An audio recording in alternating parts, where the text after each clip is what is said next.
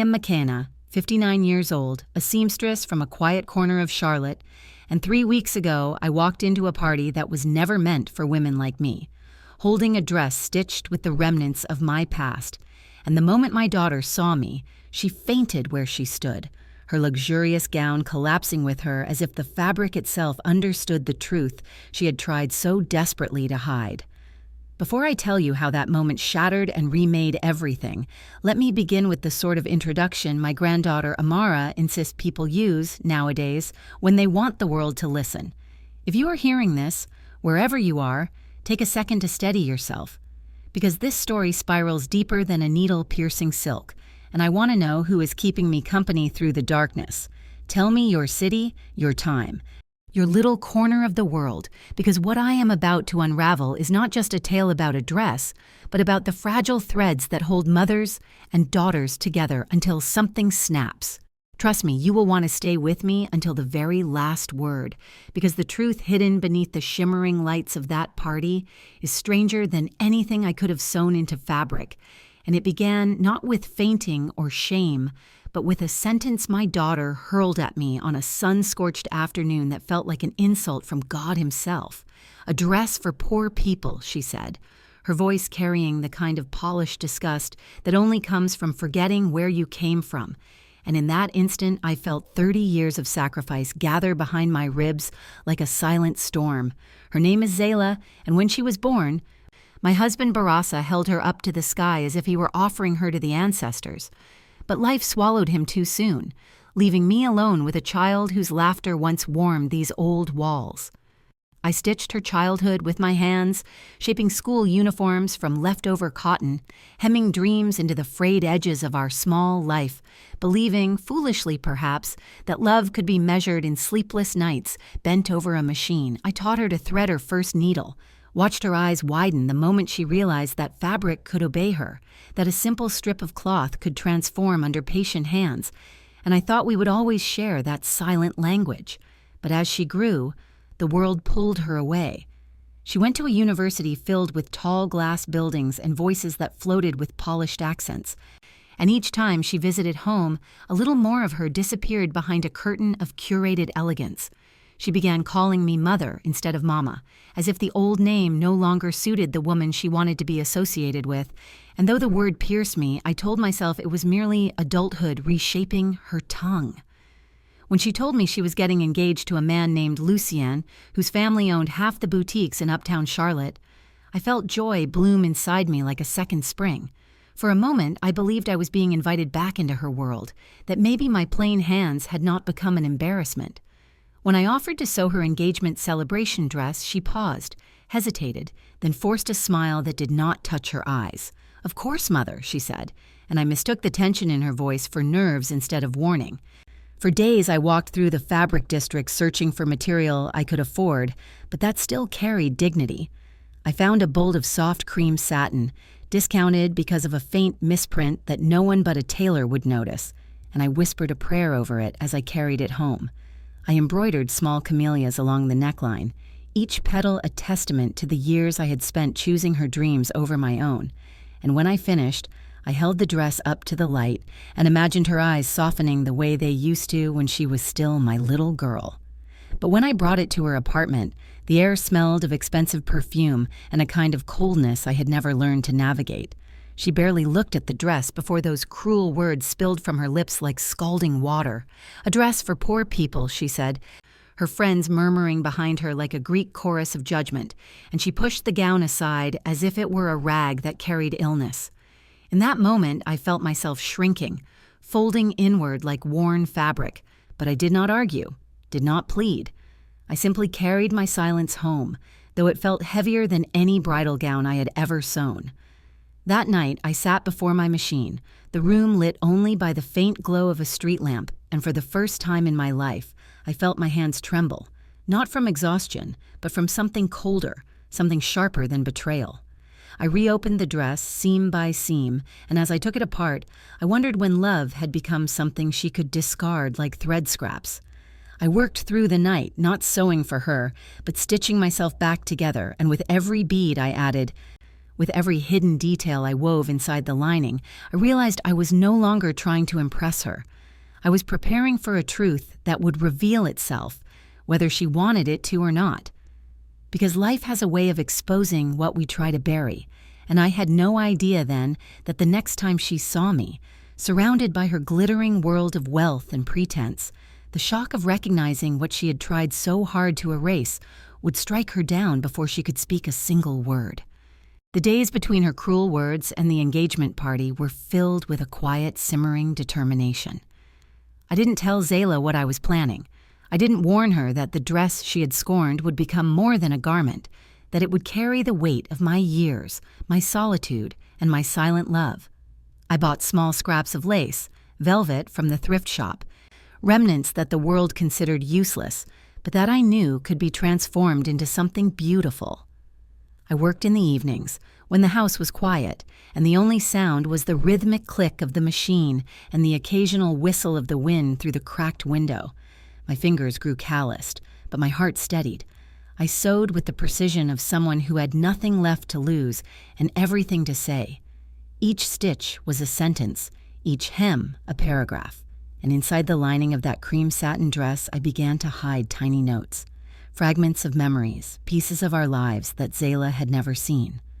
I wrote of the first day she walked without holding my hand, the first night she cried herself to sleep over some imagined injustice, the day I sold my favorite necklace to buy her a pair of shoes that were too small but would have to do, and the night I stayed awake watching her sleep, marveling at how someone so small could contain so much life.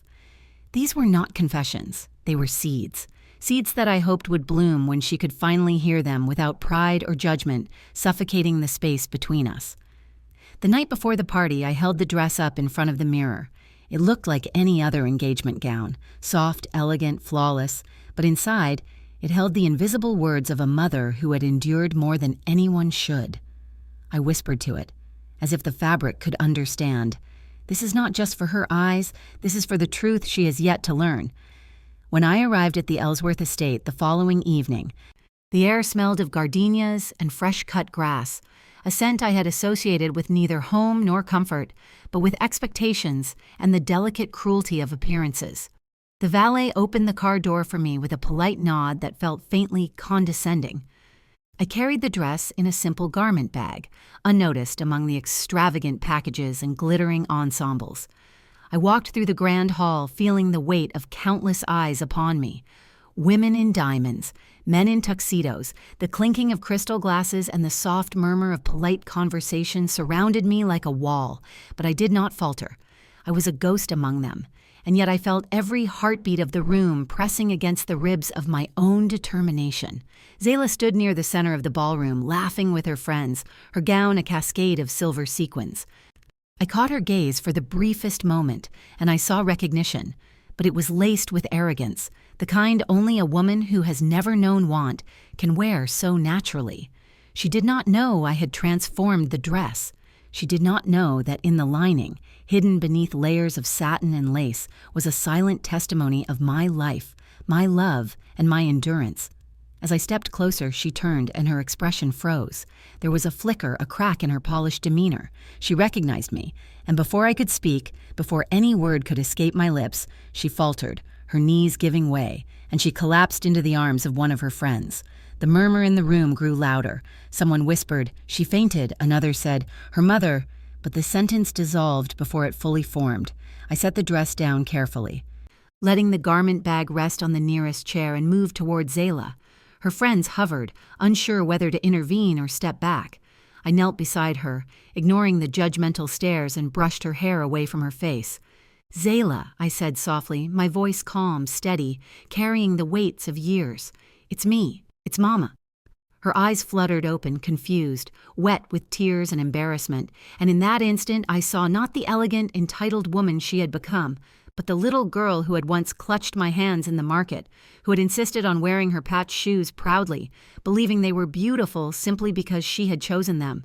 She gasped, "Mama, I didn't know," and I shook my head, letting her recover. I did not scold. I did not demand apology. I simply waited, because some truths are not spoken in anger. They arrive quietly, like dawn creeping across the floorboards. When she finally stood, holding onto my shoulders for support, I motioned to the dress. "This," I said, "is not the dress I brought to shame you. It is the dress I brought to tell you what you never saw while you were chasing the world beyond our walls. Open it when you are ready." Her hands trembled as she touched the satin, and I saw recognition in her eyes, the recognition of care she had once known, care she had once rejected, and care that still existed despite the years. The rest of the evening passed in a strange haze.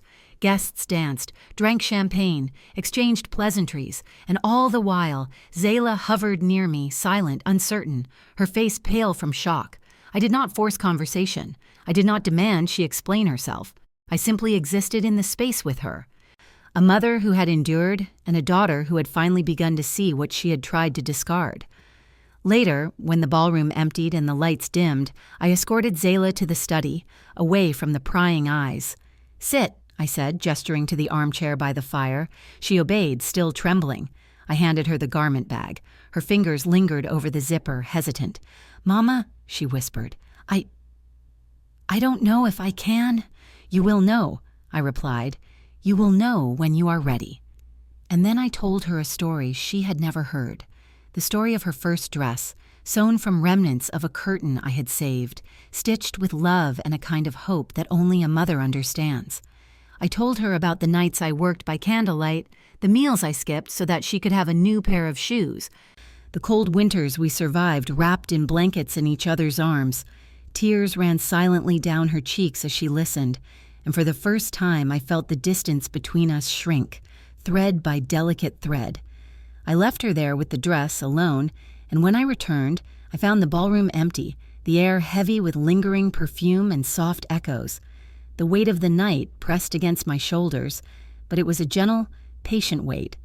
I knew that what I had planted would grow, that the truth sewn into satin would bloom when she was ready to receive it. That night, when the house was quiet, I sat in my studio, surrounded by fabric scraps, my hands aching from years of work. And I understood that forgiveness is not demanded. It is not forced. It is nurtured slowly, with patience, and with love that endures even when the world refuses to acknowledge it. I watched the clock, the seconds ticking toward midnight, and I whispered a prayer for Zayla, for the daughter I had loved beyond reason, for the woman who had finally begun to see the mother behind the mistakes and the years of silent endurance. And as the night deepened, I began to plan, carefully, what the next steps would be. Not for appearances, not for applause, but for the reclamation of a bond that had always existed, hidden beneath layers of pride and misunderstanding. The dress, I knew, would be the key. It would speak what words could not. And for the first time in a long time, I felt the familiar warmth of purpose stir in my chest, as steady and persistent as the hum of the sewing machine that had shaped my life. The next morning, the sunlight fell unevenly through the half-open blinds of my studio, dust motes dancing lazily in its golden rays. I hadn't slept much, the events of the previous night replaying like a film with no pause button. Zayla had not left the study, and I knew she was still holding the dress, perhaps feeling the threads I had sewn, perhaps tracing the tiny notes I had hidden between the layers. I didn't disturb her. Some truths need to settle like sediment before they are seen clearly. I busied myself with preparing materials for my classes, cutting fabric, arranging thread, and making sure every pattern was flawless, though my mind was elsewhere. By mid-morning, a soft knock echoed through the studio. It was unusual for anyone to come by so early, but then Zayla stepped in, her face pale, her lips trembling, and her hands clutching the dress. She didn't speak at first. She just stood there, the weight of something unsaid pressing down like the humidity of a storm about to break. I set down my scissors and walked to her, gently placing a hand on her shoulder. "Zayla," I said softly, "it's all right, you can take your time." She looked up, tears welling, the kind of tears that weren't born from anger or embarrassment, but from a sudden, undeniable confrontation with the truth. "Mama," she whispered, voice barely audible, "I opened it last night. I read everything." I nodded slowly, not interrupting, letting her absorb the moment, knowing that no words of mine could make the experience more real than her own eyes reading the tiny notes, sewn into satin and lace. She sank into the armchair, the dress spilling over her lap like a river of satin and silk. I didn't know, she said finally, her voice catching in her throat. I didn't know how much you sacrificed. How much you... She stopped, unable to finish. I simply smiled quietly, because some things need no articulation. They simply exist, and recognition of them is enough. She began unfolding the fabric carefully, revealing one of the notes I had sewn into a pocket of lace. Her eyes traced the delicate handwriting, and I saw her breathing change, slow, deliberate, almost reverent. The note spoke of her childhood, the small daily acts of love that I had tucked into the margins of our life. I watched her hands, delicate and trembling, and realized that the little girl I had raised, the one who had called my efforts poor or cheap, was still there, hidden under layers of pride and misunderstanding, waiting to be seen. She read another note, this one smaller, almost hidden, with my mother's words written in faded ink. The thread that joins a mother and her daughter is never broken. It only stretches until one of you learns to let go. I had never meant for her to read these words while still a child, perhaps not even while young, but here she was, finally holding the invisible truth I had carried for decades. I watched as the change slowly unfolded on her face, the rigid, entitled mask melting, replaced by a vulnerability I hadn't seen in years. And then, in a voice trembling with realization, she said, I am sorry. I didn't understand. I was cruel. I shook my head softly. You were human, daughter. Pride, anger, and misunderstanding are inherited like hair color. They are part of you, yes, but they do not define you. What defines you is how you choose to respond once you see the truth. She clutched the dress tighter, leaning her head against my shoulder, and I felt the familiar warmth of her presence, the small, undeniable thread of connection that neither time nor distance had fully severed. That afternoon, I decided we would do something together, quietly, without the audience of judgmental eyes or glittering chandeliers. We spread the dress out on my work table. I handed her a needle and thread, the kind used for delicate embroidery, and I showed her how to make a stitch. A slow, deliberate stitch, not for decoration, but for healing. Every stitch, I said, is a statement. Every stitch is an acknowledgement that what was broken can be mended, not erased, not forgotten, but honored and repaired. She followed my hands carefully, her fingers trembling, pricking herself occasionally, but never giving up. Her concentration was fierce, her determination raw, and I realized that this act of sewing together, mother and daughter, was the first real conversation we had shared in years. No words were necessary. The hum of the sewing machine, the gentle tap of the needle through fabric, the soft rustle of silk and lace, these were the languages we now spoke fluently. Hours passed, unnoticed, the sun dipping lower, casting long shadows across the studio. When she finally set the needle down, she looked at me with a depth of emotion I hadn't expected. "Mama," she whispered, "I understand now. I never saw everything you did. I never saw how much you—" She paused, swallowed hard, and then continued, "How much you loved me." I nodded, feeling my own chest tighten. "Love," I said softly, "is not always recognized immediately. Sometimes it is hidden beneath what the world calls poverty or failure or insignificance. But love, true love, leaves traces. And sometimes it speaks in silence, in small acts, in the quiet endurance of someone who refuses to give up, no matter how invisible they feel." That evening, we carried the dress together into her bedroom, laying it carefully on her bed. She lingered, touching the fabric, tracing the embroidered notes with her fingers, her eyes glistening. "Mama," she said finally, voice breaking, can we start over?" I smiled, the kind of smile that comes from the relief of years of unspoken truth finally being acknowledged.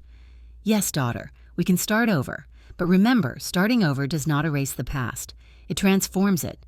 It becomes something new, something stronger. And sometimes it is the first stitch in a chain that will last a lifetime." In the following days, Zayla began to change. She moved with a humility I had not seen before, her laughter quieter, more genuine, and her demeanor softer.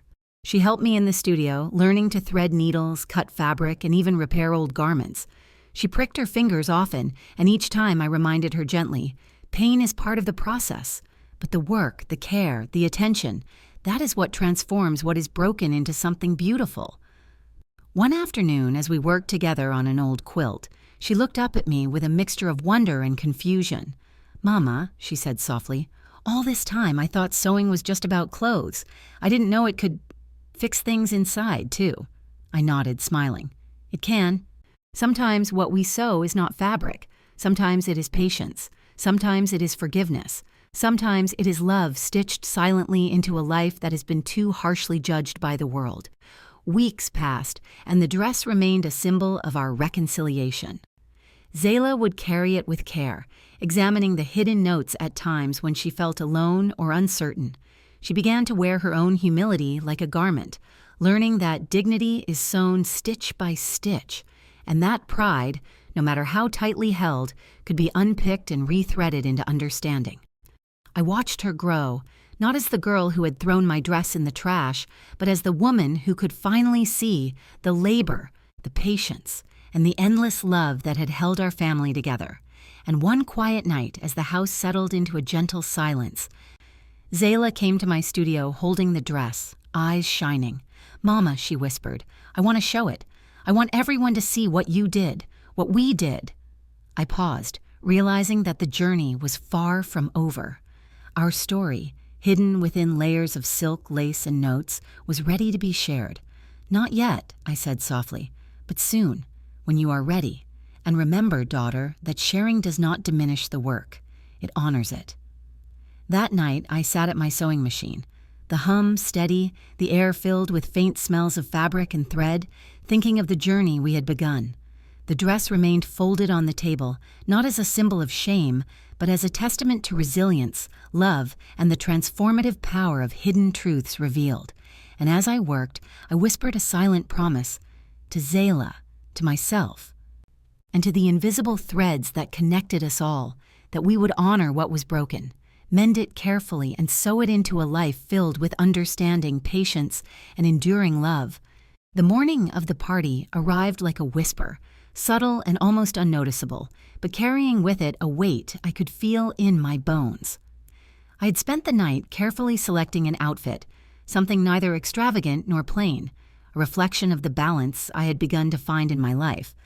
Zayla, surprisingly, had offered to help me with the dress, brushing off the dust from the hidden layers of lace, straightening the folds with the precision of a daughter, now learning the reverence of care. "Mama," she said softly as she adjusted the neckline, "you look different. Stronger." I smiled faintly, feeling the threads of pride and fear intertwine in a way I hadn't experienced before. "Strong doesn't mean unbroken, daughter," I replied. The city streets were slick with the remnants of early morning rain, the faint shimmer of sunlight on the asphalt making every step feel surreal. I carried the dress carefully, folded over my arm, and for the first time in years, I walked without feeling the eyes of judgment bearing down on me. The cab arrived promptly, and Zayla slid in beside me, her fingers brushing mine in a quiet gesture of solidarity. Neither of us spoke. Words were unnecessary. The party awaited, a glittering expanse of opulence and expectation, but I felt a calm that I had not known since before the accident, before betrayal, before silence had become a constant companion. When we arrived, the valet took our cab with a polite bow, and we stepped out into the courtyard lit by golden lamps. The sound of laughter and music floated out from the grand ballroom doors, but I stayed grounded, my hands steady on the dress, my heart anchored by the knowledge of what it contained, what it represented. We entered the ballroom together, and I felt eyes fall on us. The first few glances were polite, others curious, and some unmistakably sharp.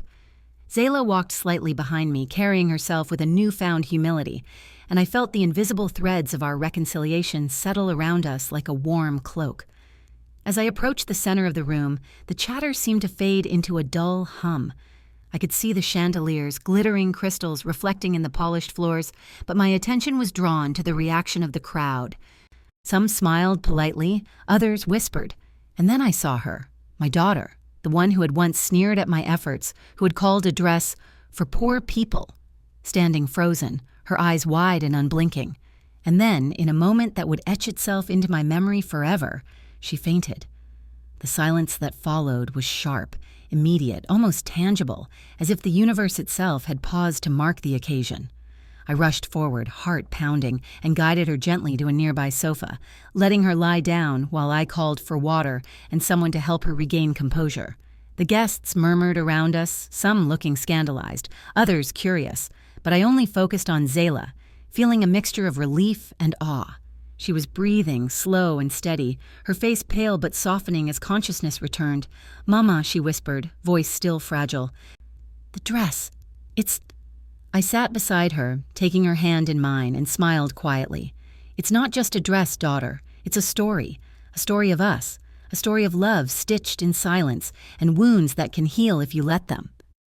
She blinked, trying to gather herself, and for the first time I saw tears welling in her eyes, a combination of recognition, embarrassment, and awe, the reality of what she had called poor people's clothes colliding with the depth of sacrifice, the patience, and the love it took to make something extraordinary from the simplest of materials.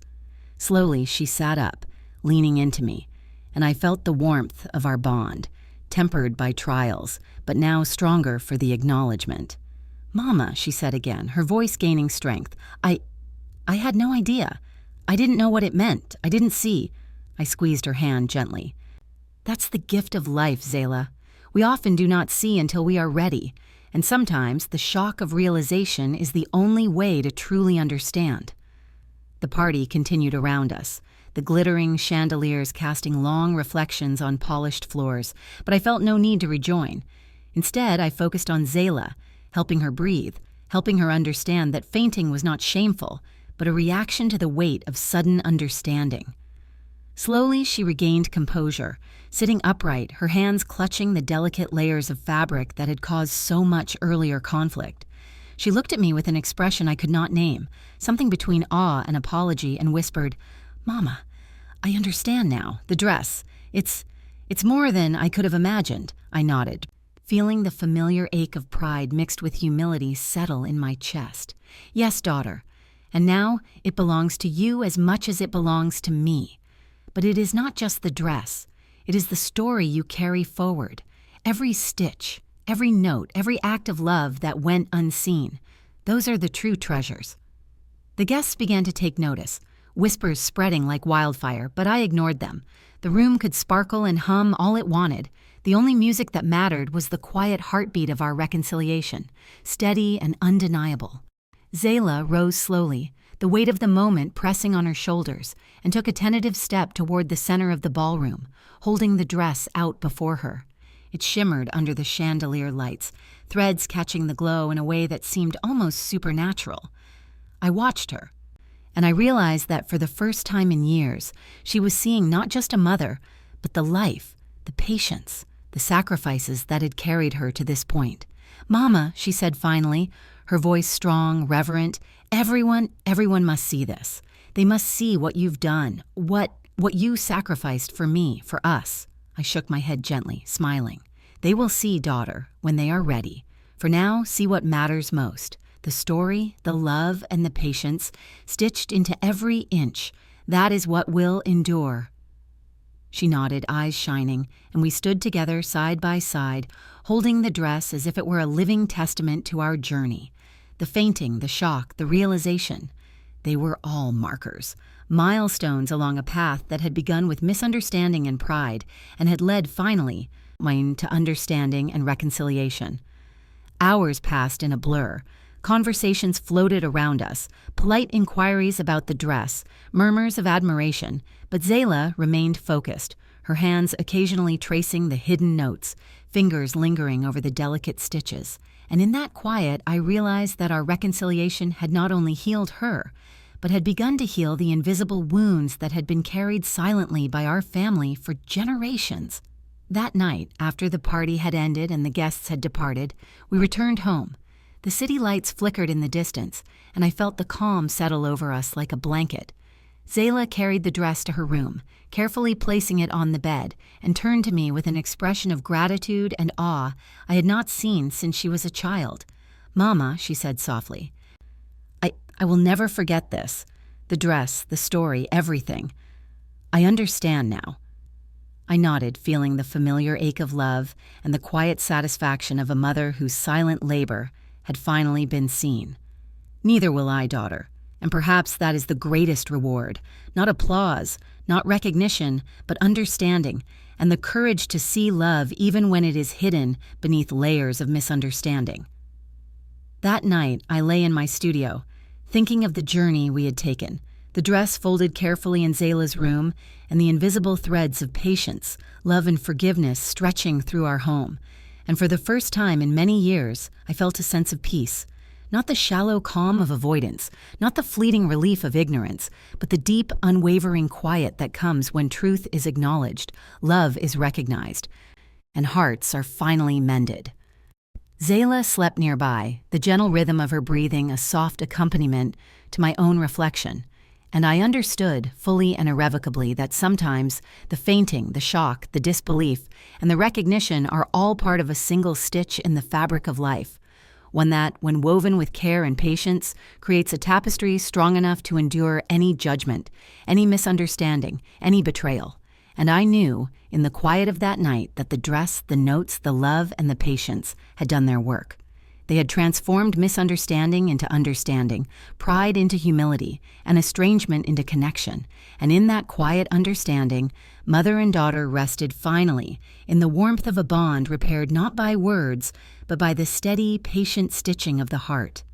The days that followed the party were strangely quiet, as if the city itself had paused to reflect on what had occurred. Zayla and I moved through our home in a new rhythm, one dictated not by resentment or correction, but by understanding and mutual respect. She took to her studies with a focus I had never seen, and I found myself teaching her not just sewing, but the subtle art of observing life, of noticing the invisible threads that connect people, actions, and intentions.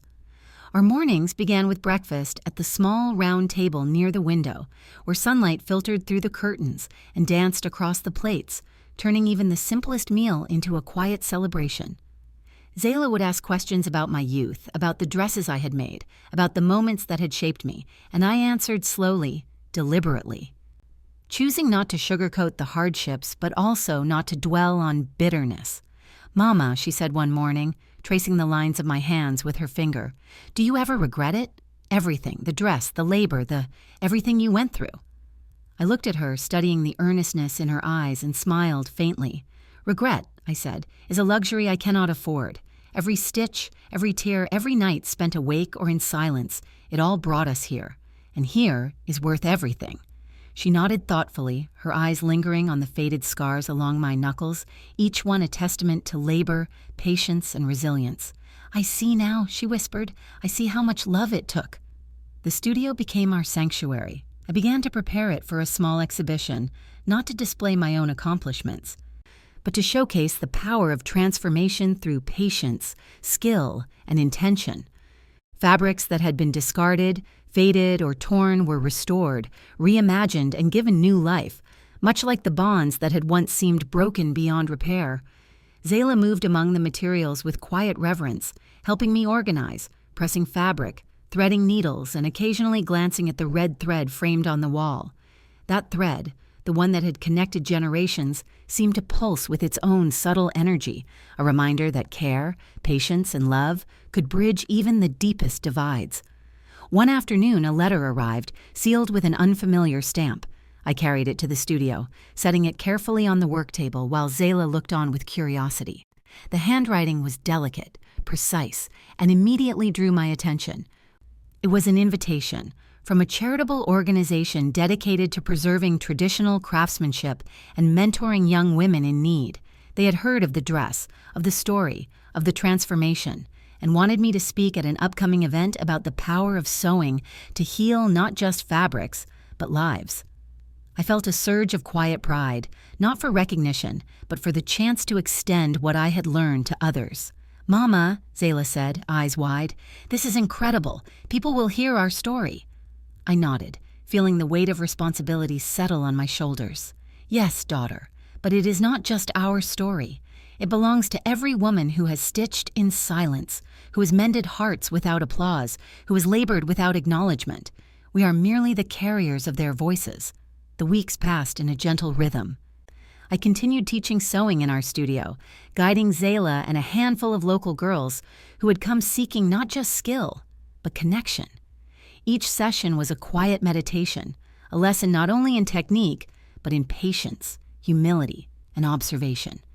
I taught them to notice the imperfections, the subtle pulls of fabric, the tiny tears that, if tended to carefully, could be repaired stronger than before.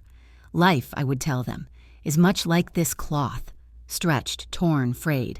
But if you tend to it with care, if you take the time to mend, the final work is more resilient than anything untouched.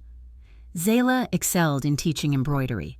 She moved among the students with a gentle authority, guiding their hands, praising their effort, and occasionally wincing when a needle pricked her finger. I watched her quietly, my heart swelling with the awareness that pride had given way to responsibility, and humility had become her strength. One evening, as we were closing the studio, Zayla hesitated near the framed red thread. She reached out, brushing a finger along its surface as if feeling for the pulse it still carried. "Mama," she whispered, "do you think he would be proud? Father?" I paused, studying her, and then shook my head gently. "It does not matter if he sees it, daughter. What matters is that we understand it, that we honor it. Pride, love, understanding, those are the true legacies." She nodded slowly, and together we turned off the lights, leaving the soft hum of the machines behind us. That night, sleep came quietly, untroubled by shadows or whispers. The house felt lighter, as if the acts of understanding, of patience, of reconciliation, had lifted the weight of years. But life, I had learned, never truly rests, and the following morning brought a new challenge. The doorbell rang sharply, cutting through the soft hum of breakfast preparations. Zayla answered, returning with a young woman in her early 20s, dressed in a worn but neatly kept coat and carrying a small bundle of faded fabric. "Mama," Zayla said, eyes wide, "she says she heard about you, about the dress, and she wants to learn. She said she doesn't know where else to go." I studied the girl, noting the quiet desperation in her posture, the careful way she handled the fabric, and I saw in her the reflection of countless young women before her, hesitant yet determined to learn. "Come in," I said softly. "Here, we teach more than sewing. We teach patience, attention, and care, and sometimes we teach the language of love stitched into every fold, every hem, every seam." The girl's eyes widened, and she nodded, almost reverently. She set the bundle down and joined Zayla and me at the table, and I began the slow process of introducing her to the world of fabric, thread, and patience. The day passed in quiet focus, punctuated by laughter and careful instruction, and I realized that the studio, the dress, the red thread, had become something more than a place of labor. It was a sanctuary of understanding, a space where mistakes were lessons, where silence could teach as much as words, and where patience was the currency of transformation. By evening, the young woman had begun a small piece of embroidery, her hands unsteady but determined, and I guided her slowly, correcting her posture, showing her how to rethread the needle when it broke, teaching her to observe not just the cloth, but herself. Zayla stood beside me, offering gentle guidance, her eyes bright with pride and understanding. "Mama," she whispered, "it feels like we're passing it on." I nodded quietly, my heart full. "Yes, daughter, this is the work that endures. Not wealth, not status, not recognition. Patience, care, and love, and the courage to mend what seems irreparable." As the sun set, casting a warm glow over the studio, I glanced at the framed red thread and smiled faintly. It pulsed softly, a quiet heartbeat reminding me that the journey was ongoing, that love, patience, and understanding were the strongest threads of all. Zayla, the girl, and I worked together long into the evening, sharing the quiet rhythm of sewing and life, and I understood fully that this simple act of guiding hands and hearts was the continuation of a legacy far older and far more enduring than anything I had imagined. And as the night drew to a close, I felt a profound sense of calm. The dress, once a symbol of misunderstanding, had become a bridge. The red thread, once a simple reminder of love, had become a pulse linking generations, stories, and hearts. and in the quiet of the studio, surrounded by fabric, thread, and young women eager to learn, I knew that the work we did was more than sewing. It was the weaving of lives, the mending of hearts, the quiet power of understanding that no wealth or acclaim could ever surpass. That night, Zayla lay asleep under the soft glow of the lamp in her room, and I returned to the studio to close the shutters and tidy the tables. I paused, fingers brushing the smooth surface of the red thread, and whispered softly, as if speaking to the generations of women who had come before and would come after, "We will not forget. We will continue to sew, to mend, to guide, and every stitch will carry the legacy of patience, love, and courage." The city outside slept unaware, the lights dimmed, the streets empty, but within the walls of our little sanctuary, life thrummed quietly, persistently, resiliently. And for the first time in many years, I allowed myself to rest, knowing that the foundation had been laid, the lessons had been passed, and the journey, though far from over, was guided by the steady, enduring pulse of the red thread.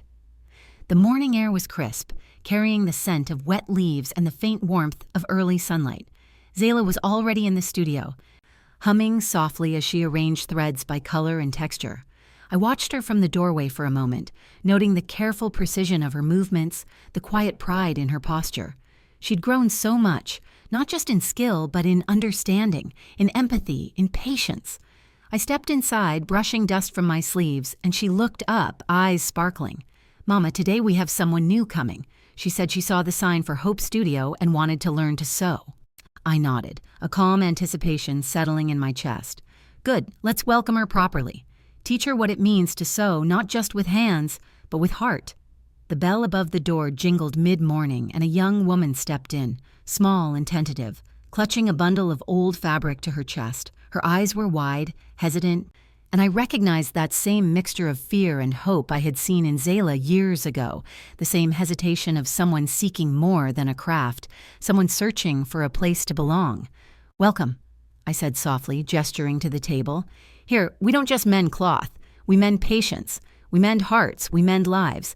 Sit and we'll begin." The girl nodded, almost reverently, setting her bundle down. Zayla moved beside her, guiding her hands as they explored the textures, the threads, the patterns. I stood back for a moment, watching the quiet exchange, feeling a deep satisfaction settle over me. The studio had become more than a workshop. It was a sanctuary, a testament to resilience, forgiveness, and the power of patience. Weeks passed, and the young women who came to our studio began to leave pieces of themselves stitched into the fabric. Their frustrations, their anxieties, their small victories reflected in every careful hem, every embroidered motif. One afternoon, as I walked through the city market, a familiar face caught my attention. It was Amani Ellington, older now, more frail, but still carrying the quiet dignity that had once frightened me. She approached slowly, her hands folded, and I felt a mixture of wariness and warmth. "Afia," she said softly, "I wanted to see the studio. I wanted to see the work you're doing." I nodded, offering her a small smile. "It is thriving. The women who come here leave not just with skill, but with strength, with understanding. It is as you hoped, I think." She looked around, eyes scanning the organized tables, the neatly arranged fabrics, the buzzing machines, and for a moment I thought she might cry. "It is beautiful," she whispered, "more than I imagined. I am grateful, truly grateful for what you've done."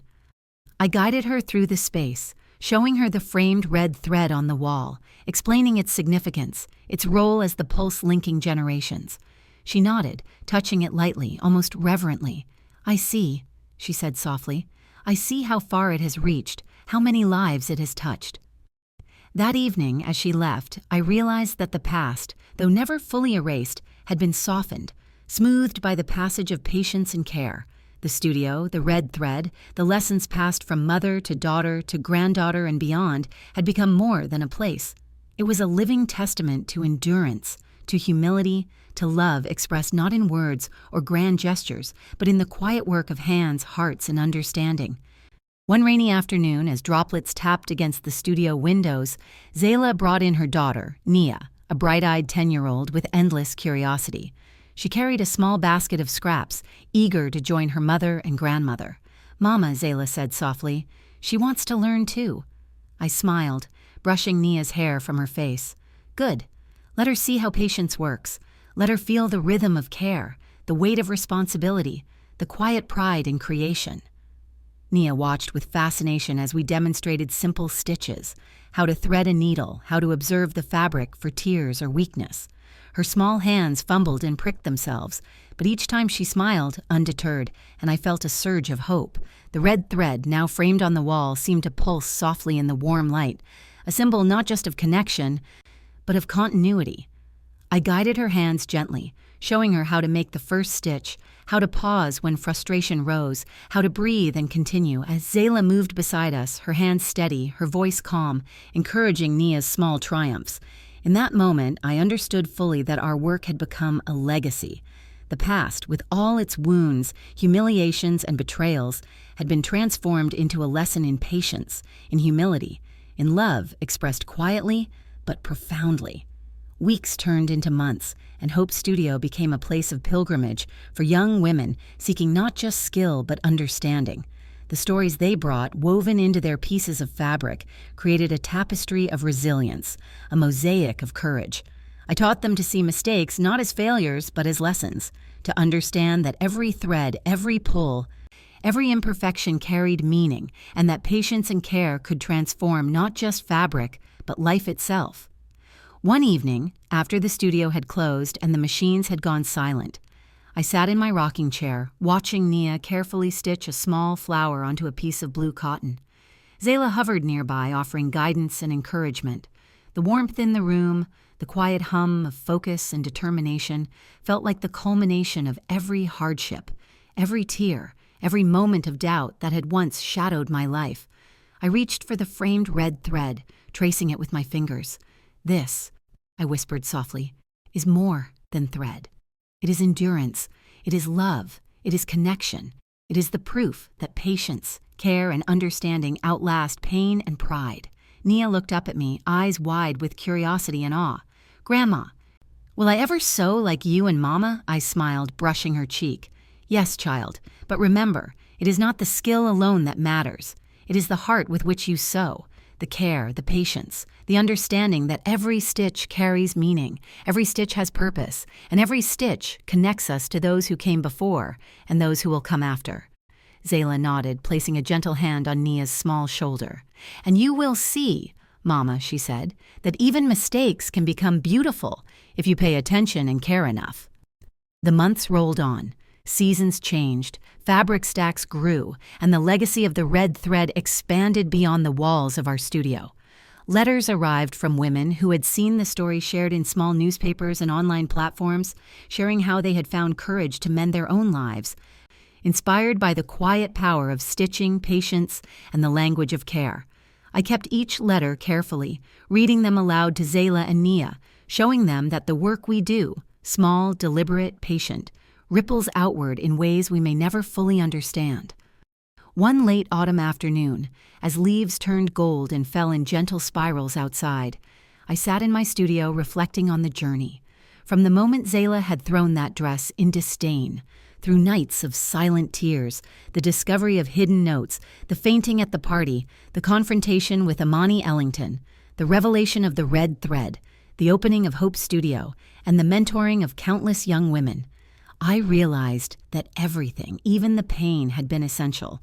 Each wound, each humiliation, each moment of uncertainty had been a stitch in the fabric of our lives, a stitch that had strengthened the bonds between mother, daughter, and granddaughter, between teacher and student, between past and future. That evening, Zayla, Nia, and I gathered around the table with remnants of fabric, scissors, and thread. We laughed at misaligned stitches, shared stories of small triumphs, and celebrated the quiet victories of patience. I watched Nia's small hands move with increasing confidence, and I felt a peace that was deeper than any I had known. It was not the peace of wealth or recognition or revenge. It was the peace of understanding, the peace of legacy, the peace of having mended what was broken, and in the mending, created beauty, connection, and love. As night fell, I placed a final stitch in my own small project and set down the needle. I held the red thread between my fingers.